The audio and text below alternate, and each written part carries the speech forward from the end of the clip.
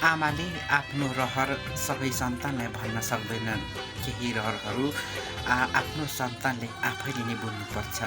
यी दाजुले हेर्नुहोस् त आमाको रहर बुझेर अति माया गरेर यी घर गहना ल्याएर दिएका छन्। मनै छुने कति